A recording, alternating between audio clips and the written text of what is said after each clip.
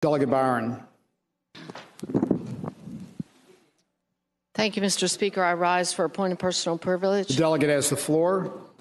Thank you, Mr. Speaker. Ladies and gentlemen of the House, I rise to address an issue that has been a matter of great contention in this chamber, in our capital and in our Commonwealth and in our nation, health care. As chairman of the Virginia Health Insurance Reform Commission, I know how challenging and frustrating this issue has become. I also know of the burden that is being borne by families in my area and across Virginia. Today, just this morning, I learned of someone else that is being burdened by this, that has to pay $4,800 a month for their insurance premium and then must meet a $7,500 deductible. While those who enacted the Affordable Care Act intended to ensure low-cost health care for all, that has not been the result. Despite being promised that they could keep their existing health plans, millions had them canceled.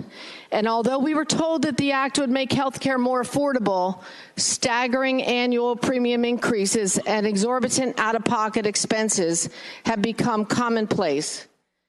But lamenting ACA's shortcomings is not the same as mitigating them. We do not have the ability to free ourselves from this federally imposed law, but we can act to alleviate some of its negative effects for those who sent us here.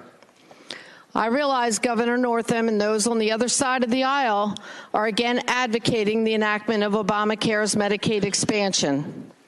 But when the rate of uninsured Virginians is already close to the national average, and we know the budgetary difficulties experienced by other states who accepted this option, expanding a program that was never intended as a substitute for health insurance will not lower the cost of monthly premiums or reduce high out-of-pocket cost expenses. As all in this chamber know by now, those of us on this side of the aisle have reaffirmed our long-standing position against Obamacare's optional Medicaid expansion.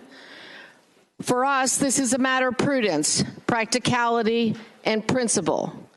As my principals on the Health Insurance Reform Commission, Delegates Fillercorn, Delegate Ware, and Delegate Yancey can tell you, there are not quick or easy fixes to the affordability crisis. But there are things that we can do. I and many in the House shared the view of the Obama administration, which believed our COPN laws stifled competition and innovation and raised the cost of care. Our previous efforts did not find consensus on the other side of the Capitol. But this year, there are 19 House bills and 12 Senate bills, including 3 filed by Democrat senators to mitigate the costly effects of the Certificate of Public Need. Delegate Pillion and I have filed bills to make sure Virginians get the best price on prescription drugs. Either of these bills would prevent our constituents from being charged a $50 copay for a prescription that would cost $10 if they were paying cash.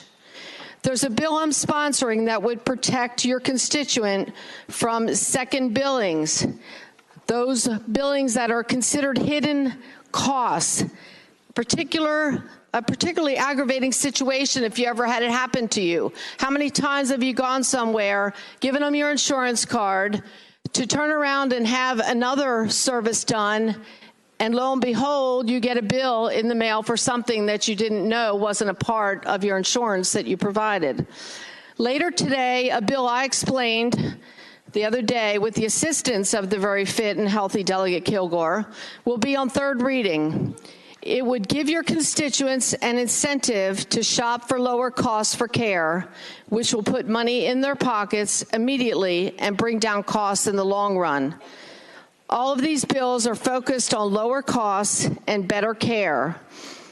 If you want to put money back in the pockets of your constituent, these are bills that deserve our full consideration and support, and you're going to have an opportunity to vote on one of them very shortly. And they deserve our support regardless of party or your position on Medicaid expansion. If we leave this House without addressing the rising health care costs being experienced by the overwhelming majority of Virginians, both sides of the aisle will have failed, regardless of who prevails in another session-long battle over Medicaid expansion. Mr. Speaker, I ask all in this House, on both sides of the aisle, to not limit yourselves to the Medicaid impasse when addressing health care. That would be an opportunity lost. We have the chance to reform health care and lower costs for our citizens. Let's not blow it. Thank you.